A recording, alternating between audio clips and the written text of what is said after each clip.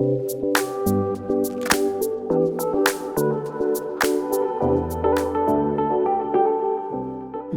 are talking about exams, and how do we know that our students take exams seriously? Well, as somebody said on my Facebook page this week, well, sometimes they outsource, or in other words, they cheat in exams. And this is a very traditional way of cheating. This is maybe how people have cheated for centuries. But have you ever seen this? Usually in most exams, students can bring a water bottle, right? That seems fair, that you can bring a water bottle. The only thing is you have to look at students' water bottles carefully. This looks like a normal label, but if you look closer, it's giving you information about photosynthesis. In other words, there is an online page where you can put in any notes you want. So if you're studying history, or if you're studying phrasal verbs in English, you can type them in and create your own, for example, Coca-Cola label or your own water bottle. What a way of cheating, right? Who would ever think of something like this? But it is creative, yes. Also, of course, we know about technology. Often smart watches are very easy to find, but now they have designed smart watches that look like normal watches. And this has a panic button. So you can put PDFs, you can have JPEGs, you can have images, but there is a panic button. If the teacher finds you, you press a button and it becomes a normal watch and nobody can check your PDFs, okay? By the way, a lot of these things are easily available on the most famous online shop, Amazon, so be careful, okay? And calculators. Usually you can take a calculator to an exam, although if a student of mine brings a calculator to my English exams, I would be a little bit suspicious, because in many calculators now, they're not really calculators, okay? They are mini computers where you can put in PDF texts, you can actually chat to other people, okay? And you can have Word documents. So that's pretty, you have to be careful also with calculators then. And at the moment, I am teaching mask to mask, okay? And I don't know if this was on the news recently here in Spain, that students have started using masks to put in their cheat sheets, their notes, okay? So this is pretty worrying. So if you suddenly see a student pulling out their mask and reading it, then this is also a little bit of a cheating. So we're talking about exams, and I think exams are interesting because they do bring up very strong emotions, I think. And I think most emotions about exams are against exams. Most are considering that exams are a bad thing. And in the pre-task, if you looked at the pre-task sheet, we asked you to think about any reasons why exams could be positive or negative for our students. So I'd like you in the chat box today. I'd like lots of interaction. I can see there's lots of interaction all the time anyway. And by the way, if you're on Facebook, hello to people following this on Facebook too. Exams 4, could you just put in the chat box any idea that you have right now, straight away, why could exams be a good thing? And somebody said very interestingly, and I agree, they are life skills. In a strange way, I think they are life skills. They have a goal and this motivates them. Qualifications. So it rewards hard work. To test knowledge, to check progress. That's an interesting way of looking at it, isn't it? Checking progress, monitoring progress. Level checking. So in English language teaching, it's always good to know what sort of level our students are at, maybe to find if they're in the best class for them. So that's not a bad thing, is it? That's not a negative thing. That's a positive thing. Somebody said self-confidence. So I suppose if your results are good, it's good for your self-confidence. Definitely. Job opportunities. Okay. Seeing progress. Right. Stress management as well. Okay. Right, so somebody, Natalia, doesn't call them tests, they call them progress checks, which is a nice way of looking at it. Awareness of the next step to take, that I think also is a great idea. Right, I'm going to go through some of the reasons that I thought, which I think a lot of them you've already mentioned. And if you want to add anything else, please do add it. Somebody mentioned this, I think, that it gives a goal. I actually quite like exam classes in many ways because the students have a particular focus. They want to get a certificate. Maybe they need a certificate for work, for university, to get a good place at university. So they have a clear goal. And I think that sometimes with English, because English often goes in a cyclical way, we study the similar thing year after year. And I think there are certain years in a student's progress where they sort of feel as if they're not going forward. And I think an exam like a B2 First for schools, I think sometimes an exam like that comes at a good moment when a student needs a specific goal to work towards. And I've called this positive stress. So there is a sort of stress there, but it's positive because it's actually helping the student to focus and to work harder. So I think personally that can be a reason in favor of exams. Exams often have a bad reputation because they're, I don't know, maybe boring or not very useful. I think today in the 21st century, many English exams do have lots of elements which are quite useful. So for example, if an English exam is checking whether a student can write an email to a friend, well, that's, somebody mentioned before, that's actually a life skill. That's something which is useful for our students. If we are practicing answering personal questions in a speaking exam, then that is a useful thing to do in life, not just in an exam. If our students are going to go to university, then if they are being tested on how well they have understood an academic text, that is actually a useful thing. So I know that sometimes we feel that exams are like not very relevant to real life, but I think actually in many exams, the question is the exam a good exam or not a good exam? In most good exams, most, I would say, of the tasks are actually quite genuinely useful. Somebody has already mentioned this, certificates and qualifications. Exams do open doors. So passing an exam can help you to achieve your goals. I spend my life generally preparing first for schools and also school leaving or university entrance exams. So, you know, the exams that I prepare my students for are actually helping them to get towards the degree that they want to study. So they can open doors. I think also many exam strategies are also useful micro skills. So for example, if we are helping our students to, I don't know, to listen for gist, in many exams, we would teach the same thing, that if you miss the answer to one question, don't panic. Just try and listen for the next question. Now that's useful in an exam, but not only in an exam, it's also useful as a correct listening strategy. So in other words, exam strategies are often useful learning strategies. Maybe even the strategies, how we encourage students to study vocabulary, that would be useful for exams, but also generally for learning more words.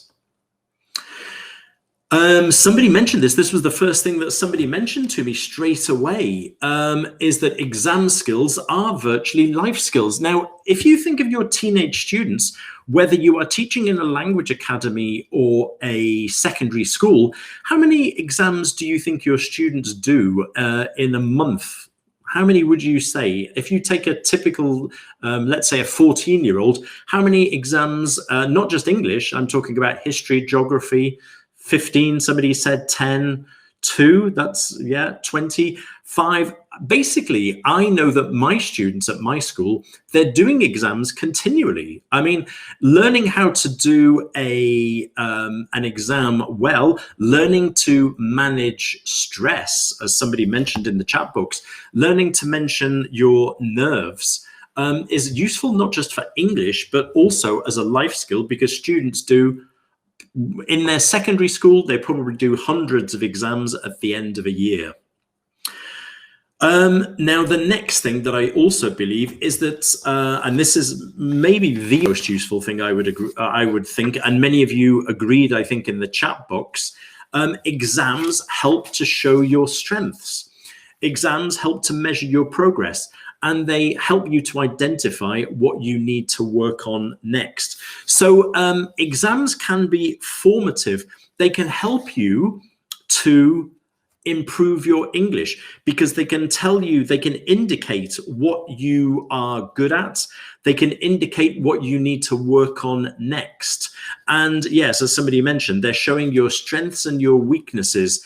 And so basically, the only thing is that I think that students often do not realize this, and I feel strongly, is that we have to encourage our students to realize that exams are, in fact, there to help them. One thing I also think is that, you know, whether we like it or not, exams are there. Now, I know that educational specialists might want to obliterate exams and take them away. And in some ways, I might agree with them. But I don't think that's going to happen soon. So what I do believe is that we have to approach exams in a very positive way, because we can't just moan about exams, because they're there. Whether we like them or we don't like them, they are there. Right, now we're thinking about exams 4. Now it's your chance, because I noticed somebody said that they hate exams. What stress, okay? So what are the arguments against exams? Stress, pressure from parents and from teachers, right? Right, okay, so low self-esteem. Yeah, somebody mentioned before that they're good for your self-esteem, but if you don't do well, then they're bad for your self-esteem. Teachers have to correct a lot. Time management. Not a true indication of doing a job. Now that's interesting, and that's something that I will talk about particularly in my 3rd session in June, which is looking at life skills, okay?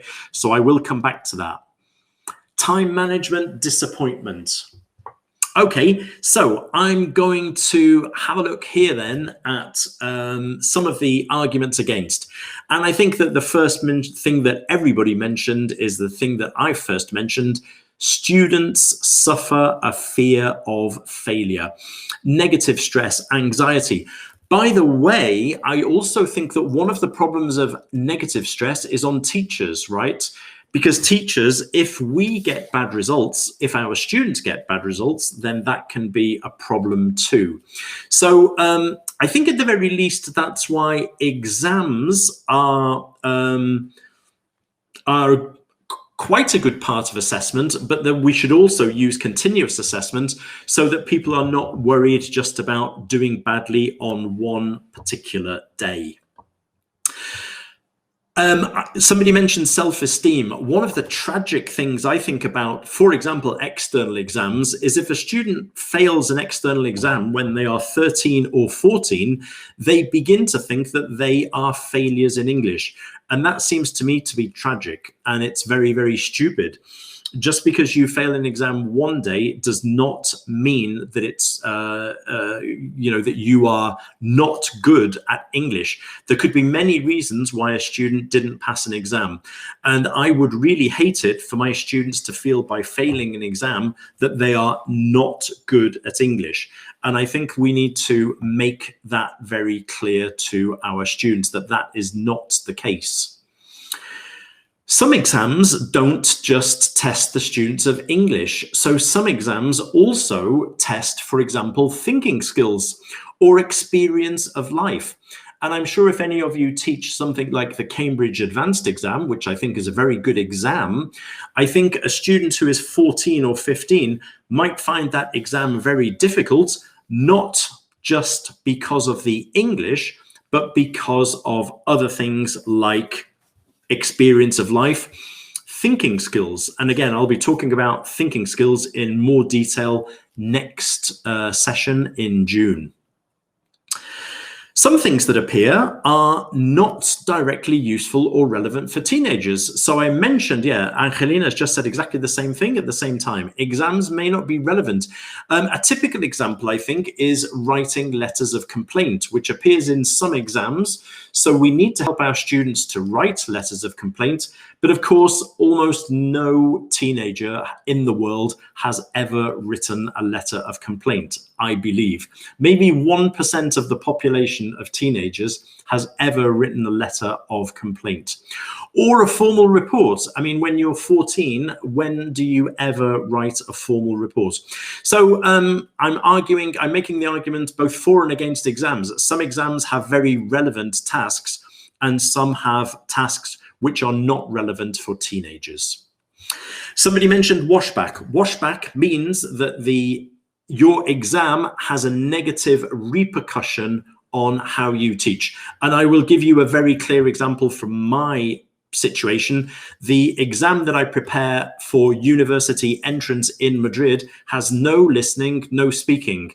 That can have the effect on my students that they believe that listening to English and speaking English is not important because it's not necessary in the exam. Okay, so that negative washback can be a very big problem. Teachers, I don't know if you would agree with me. You can put yes or no. For me, if my exam results are bad, I know that my headmaster would not be very happy with me. I've been teaching for 35 years, but if all my students failed, I would probably get into serious trouble. So I think that just adds to my stress as a teacher, because I worry more about my students' results than some of my students. That's a joke, but it's half true, right? Sometimes we worry more than our students. And the other thing is that 100% focus on an exam means that you stop paying attention to other things that are important for our students to learn. And again, that in particular, I will be talking about in my third session and a little bit later on too. Right, now, what can we do then? So we've got exams, whether we like it or not. There are some good things about exams, some bad things. What can we do to help our students? That's what we want to focus on. How can we help our students? The first thing that we can do is encourage students to open up about their feelings towards exams. So I do this. Remember, you will get a PDF of this session next week or soon after. And this is a questionnaire that you can do with your students. Galina, I'll explain Washback again later, okay? Remind me if I forget, okay? This questionnaire is a great questionnaire to do with your students, and it helps them to open up about exams, okay? So, Magdalena, don't worry, I'll come back to Washback at the end of the session, okay? I will explain, I promise. Right, so get the students to talk about exams, good exams, bad exams, get them to think about unusual exams. Get them to think about how they feel. Get them to admit how they feel. What makes them feel especially nervous before an exam? How do they revise best? Number 6, I think we do exams at school because I think many students believe, seriously, I'm not joking, I think many students believe that exams exist just to make them suffer. I think they believe that there are some sort of punishment. And I think we need to explain why exams can be useful. So my mini questionnaire is a nice way to get the students to work individually, then to compare their answers with a partner, and then to share their thoughts in the class. And I think this is really useful for the students to open up and talk about how they feel. And as we always say, if we share a problem, then we halve the problem. It becomes less. So have a go at doing this questionnaire with your students. And maybe meanwhile or afterwards, you want to share an unusual exam that you did, or your best exam, because we have negative feelings about exams, but I'm sure there was an exam that you did once in your life that you remember in a very positive way. Okay, so an exam that you did very well, an exam that that helped them in some way, maybe even just passing the exam that it allowed to do something that they wanted to do. So let's get students to exchange ideas and exchange feelings. We talk about social and emotional learning. This would be a good example of putting that into practice. Now, I've been showing this. This is a thinking routine that appears in my latest series, and I've shown it a few times, but this is a great opportunity for students to get in the zone for exams. So it's called Compass Points, WENS, so west, east, north, south. What worries do you have about your upcoming exam? What do you find exciting about the opportunities the exam may offer you? What do you need to know to help you to prepare for the exam? And what steps can you take to prepare? So basically, we've got worries, excitement, needs, and steps. And so we're putting into a very clear format some sort of approach for students to open up about how they feel about their next exams. My students are coming to their school leaving exams right now. This is a great moment to get them to talk about what they're afraid of, what they can do to limit their fears, okay? Remember, these slides will be available as a PDF afterwards for you, so you can look at this in more detail and think about doing it in your class. Okay, now the next thing to think about is, do your students know exactly what comes in the exam? That, for me, is step number one. Whether your exam is good or bad, that is not the question. Do your students know exactly what comes in the exam? When they do know, teach them strategies to do the exam task successfully. And when you've done that, then revise those strategies. So I know that in the past, for example, Cambridge used to say about FIRST that you don't have to follow any particular course to do the exam, and that's true. But basically, the more you know about the exam, the better you can prepare. The more strategies you have, the better your chance of getting a good mark. So really, the key, I would say, is then knowing what's in the exam, how to do it, and get them to practice those strategies. Now, this is an example from my latest course. So this is Gateway to the World, which maybe you've already seen. If you're in Spain, this is Great Thinkers.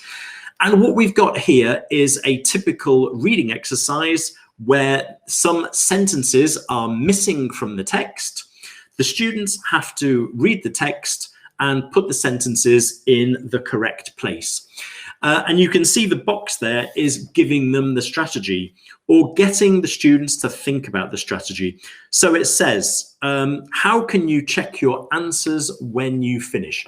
Well, obviously, the best way to check your answers in an exercise like this is to read the complete text with the sentences in the position that you think is correct, and then seeing if it's logical, seeing if little words like it and them and then, all of those little linking words, if they make sense, okay? So we're getting the students to analyze what is the best way to do this exam task.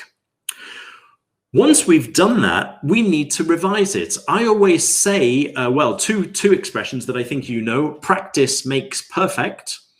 And also this idea of, doing something once is never enough. You need to do it again and again to create good habits.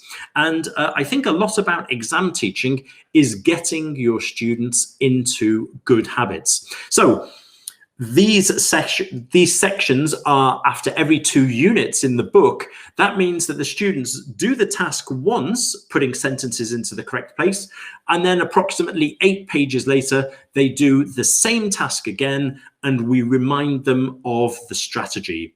And yeah, as Isabel, hello Isabel, good practice makes perfect. Yeah, I think that doing it once, you know, I mean, when we teach grammar to our students, the first time they might not get it right. It's the second time, the third time, the fourth time, right, when we've corrected exercises. So we're giving them the strategy not just once, but twice at least. The title of the book is Gateway to the World.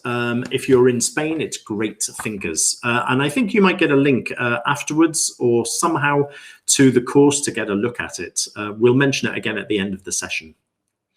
Now, I think it's very important though, and I think it's one of the biggest mistakes with exam classes is that we test things, but we don't actually develop them.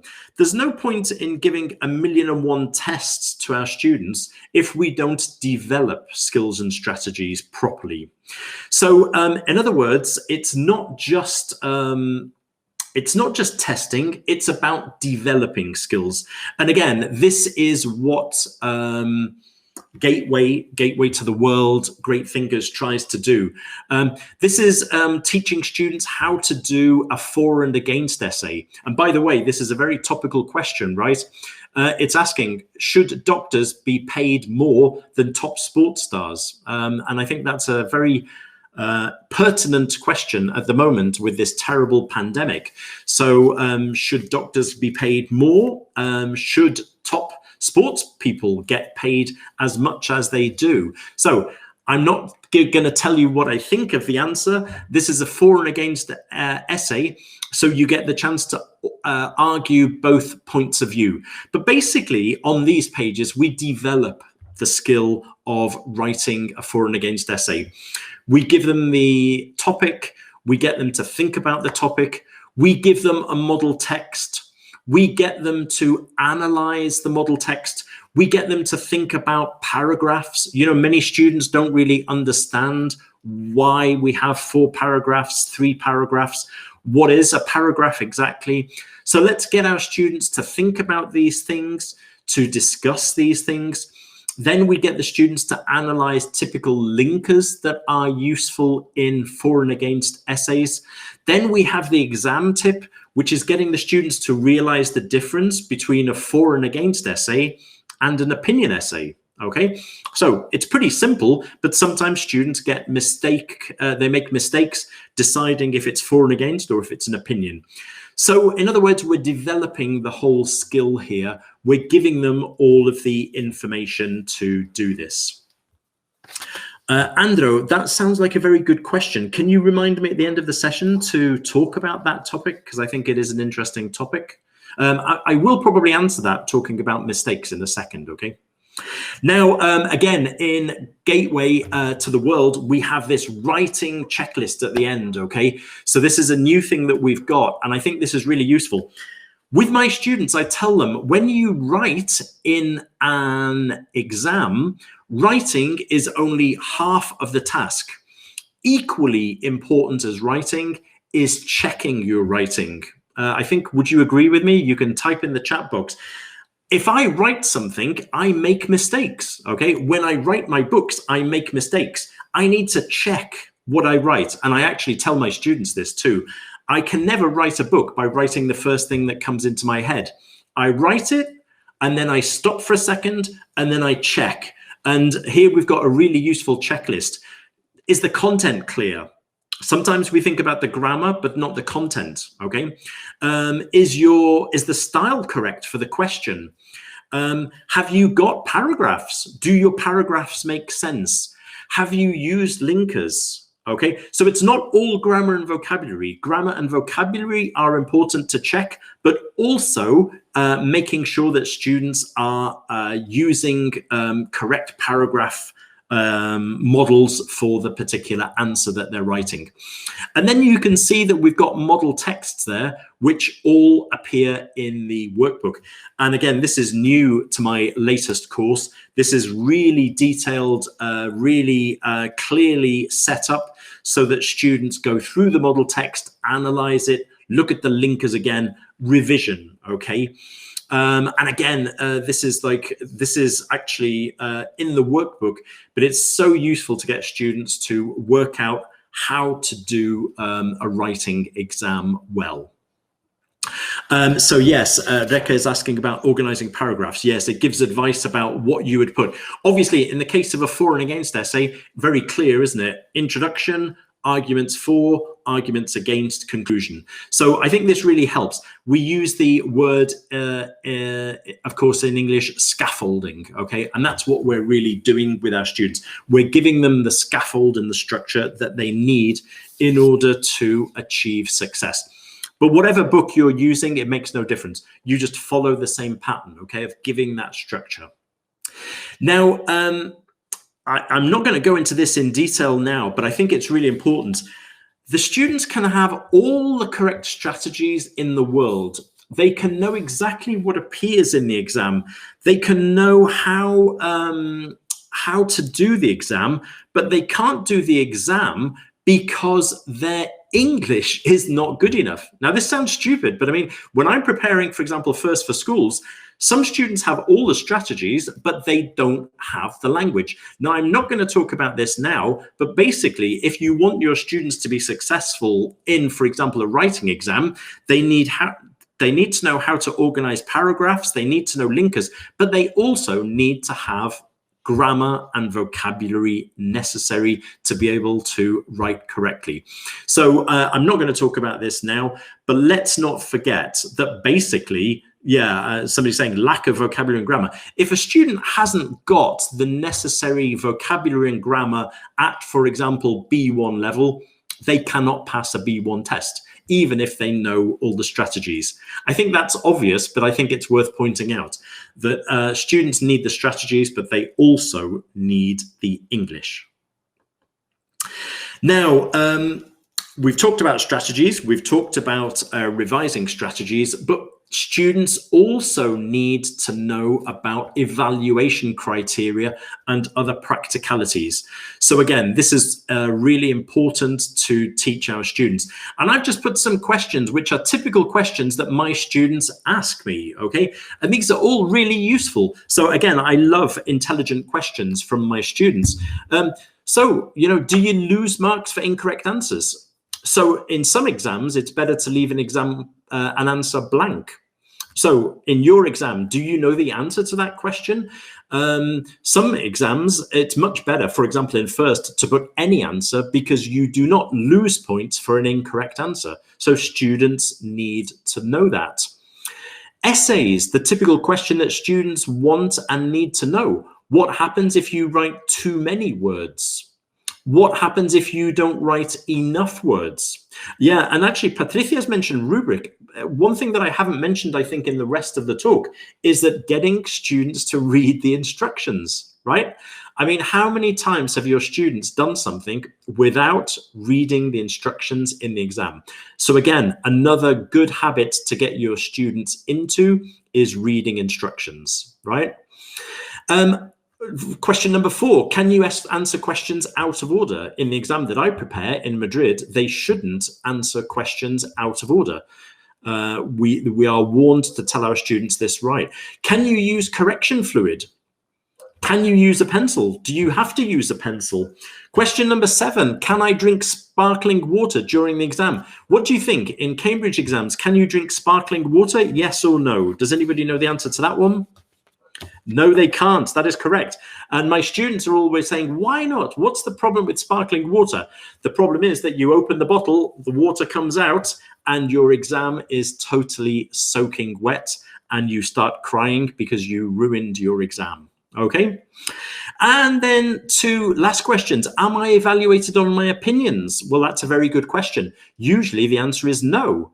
Okay, so you can answer your own opinion. You are not losing marks because the examiner does not agree with your opinions. But for example, question number 9, am I evaluated on my ideas or content? Well, probably yes. So you will probably get higher marks if you have interesting ideas, coherent ideas, and your content is interesting and relevant. So, have a whole session before your next exam, getting students to ask all of the questions they want to know. They might seem trivial, but actually these are not usually trivial questions. They're important questions. Now, basically, everything that I've said so far is what we cover in the exam trainer in the workbook for my new series, so Gateway to the World, Great Thinkers.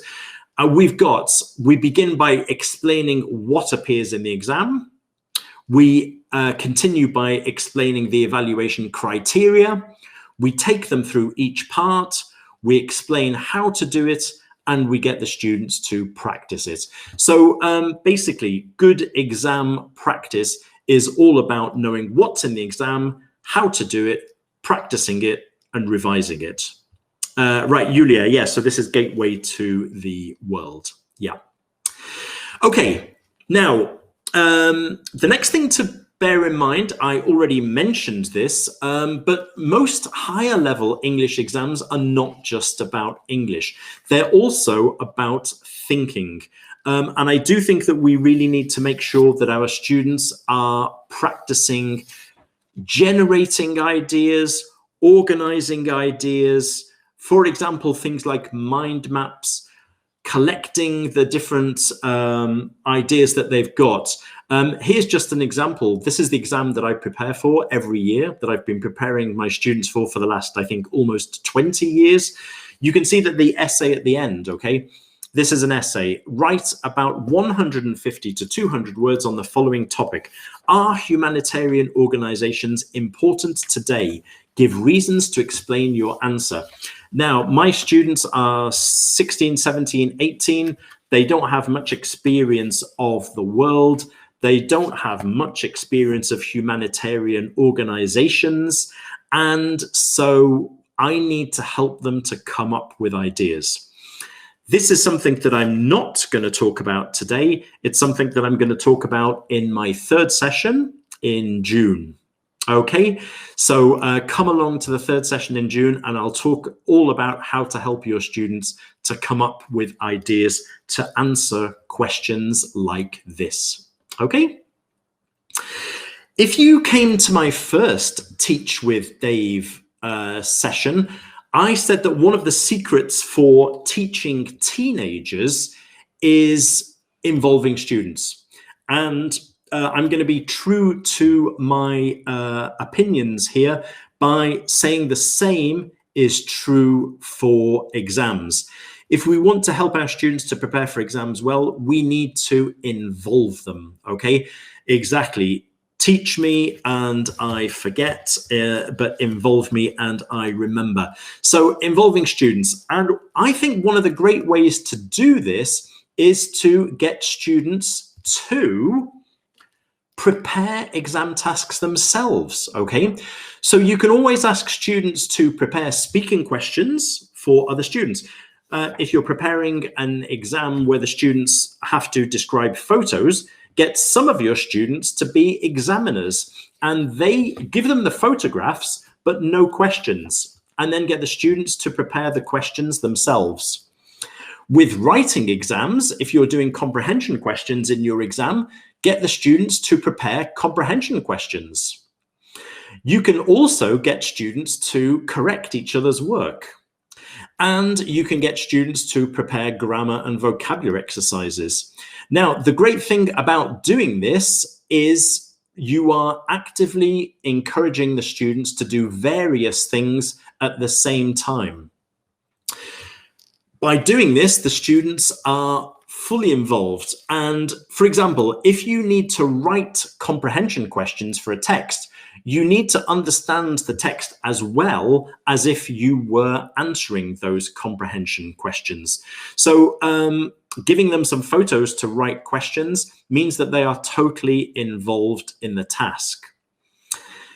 The students, of course, are also practicing their English by writing the questions themselves. The students can exchange these tasks. So if you have 20 students, if the students work in pairs, you now have 10 sets of comprehension questions. So that's also really useful, and getting them to generate lots and lots of practice activities. Also, by getting students to write the questions themselves, then they are also understanding what it's like to be an examiner. And I think this really helps them to get inside the head of an examiner. So just take any exam task you like, get the students to try and prepare their own exam task, and get the students to realize how that exam task works. And so basically what you're doing is you're making great use of your and their time. That could be in class or as homework, so both of them would be possible. I'm just going to show you an example, okay? This is an example that I often show because it's just a nice example. This is what you give your students. So this is not the exercise. These are the prompts for an exercise. Number 1 is practicing tenses. Number 2 is practicing modal verbs. Number 3 is practicing linkers. Number 4 is practicing grammar, so, such, to, and enough. Number 5 is practicing phrasal verbs. And number 6 is practicing easily confused words. You give this to your students, you get the students working in pairs, and the students write the questions for those alternatives. And they also prepare an answer key. So their questions might look like this. Yeah. So they write the questions. Obviously, if you look, Josh to school by bus today because he hasn't got his bike. They're really understanding the difference between the present simple and the present continuous, and between third person singular and the rest. Yes, Alma has just mentioned this is a great way to do revision. So exactly. And by writing the questions, they are revising and being tested. So it really is a very complete activity. Okay. Number 2, you can see that the students have prepared something which also tests their understanding of modal verbs. Remember, you're going to get a PDF with all of these slides so you can look at them more slowly and use them as inspiration to prepare your own. Okay. Now, we've talked a little bit about mistakes. We've talked about self-esteem, and we've talked about one of the problems is depressing students when they get things wrong. But the really important message we need to give our students is that mistakes are not only normal, they are helpful. And fail is first attempt in learning. So correction is just as important. Getting something wrong helps you to get it right, okay? And this is the message that we really need to give to all of our students. Now, just a few correction tips for you. There are lots of things that we could talk about in correction, but for example, we've talked about the pressure of time on students, so we never have enough time. So don't set more work than you can realistically correct. I think that is really important for our own well-being as teachers. That's important to remember. When you're correcting 20 essays, I think it's worth remembering that you might read a methodology book that explains a wonderful way to correct an essay, but it means that for each essay that you correct, you could spend 20 minutes or 30 minutes. I do not have enough time to do that. I would love to have enough time, but I have lots of other things, and I've got 20 students, and I can't do it perfectly. So I think we need to remember that sometimes we need realistic approaches to correction, and don't feel terrible, okay, if you can't spend 20 minutes correcting each essay. Think of ways of shortcuts, give the main message in your correction and maybe slightly less detailed correction. Sometimes, to avoid taking up too much of your own time, you can share answer keys. And I think that can save you time too. So think about that. Think about giving out the correct answers and the students self-correct. One little trick that I have is that I when I give back an exam, I give the questions again, but I don't give their corrected exams. The reason is, if I give their corrected exams, they stop listening to me. They look at their final mark, and that's the only thing that they are interested in. I correct by looking at the exam, not at their answers first, so that we can focus on what they think they did well, what they didn't do so well. And then at the end, I give their answers back. And I always find that they're much more actively listening to me when they're not exactly sure what they wrote. But basically, if you give the students answers back straight away, they don't care about what they did well or not. They just care about their final mark. And as we've said, that is not the most important thing for us, because we want them to develop. We want them to do it better. And you know, this, I don't do this often, but from time to time I do this. Do the same exam again a week later. And this really encourages your students to pay attention to correction. So at the end of the correction exercise, I say to my students, if we did this exam again tomorrow or next week, what mark do you think you would get? Okay, and they start to think, okay, what happens if the teacher does give me the exam again next week? And this just encourages my students to really pay attention to the correction. And now I think this is the most difficult thing. Personally, I think this is the most difficult thing about external exams, like let's say a Cambridge exam, balancing positivity with honesty.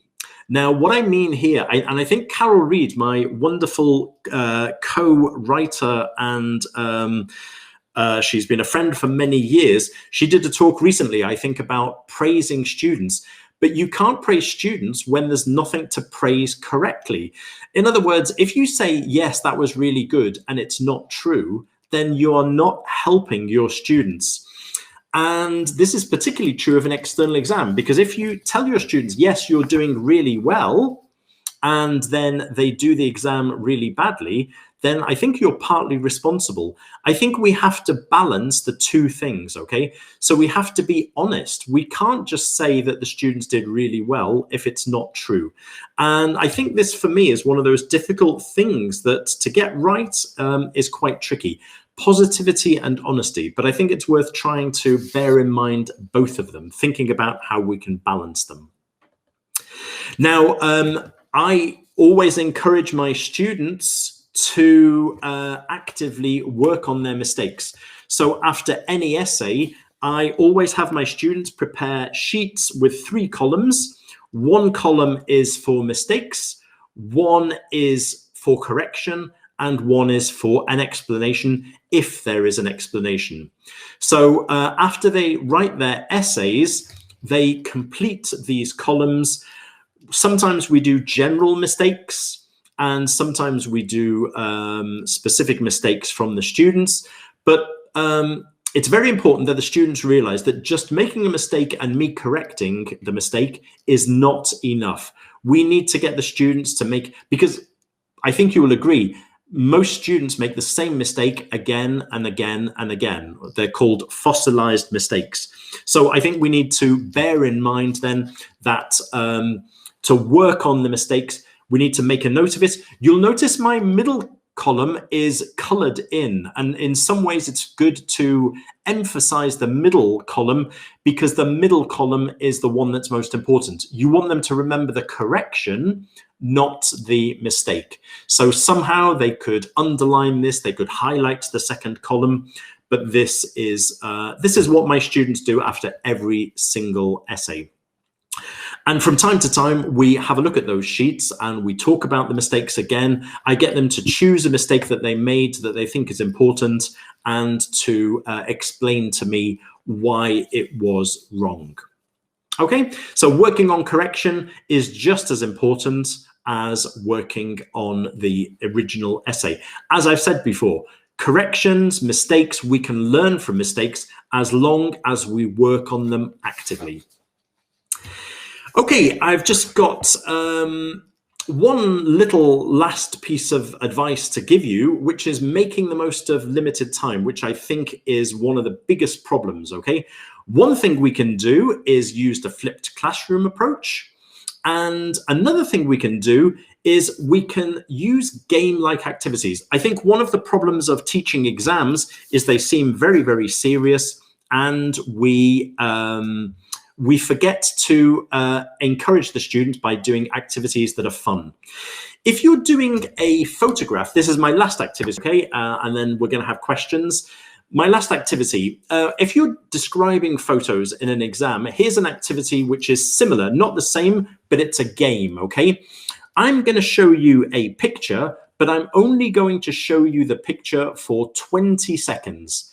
After the 20 seconds, I want you to type in the chat box. This would be an oral activity, but we're gonna have to do this writing. I'm gonna show you the picture, 20 seconds, the picture disappears. In the chat box, write anything you remember about my picture. Are you ready? Here we go, 20 seconds.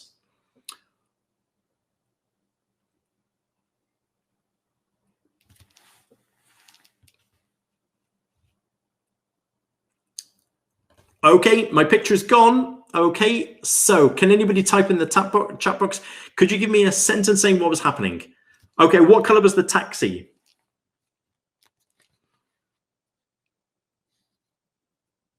Right.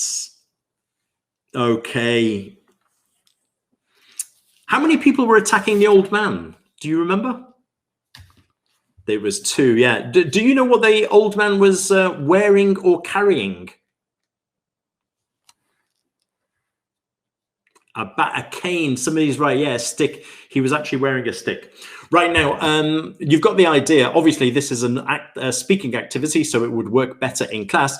But what we're doing is we are getting the students to do the same as they would do in a normal photo description activity in an exam, but we're getting them to do it in a way that is more dynamic, more interesting. Obviously, we can go into more detail with the students, getting them to write complete sentences or to give me complete sentences.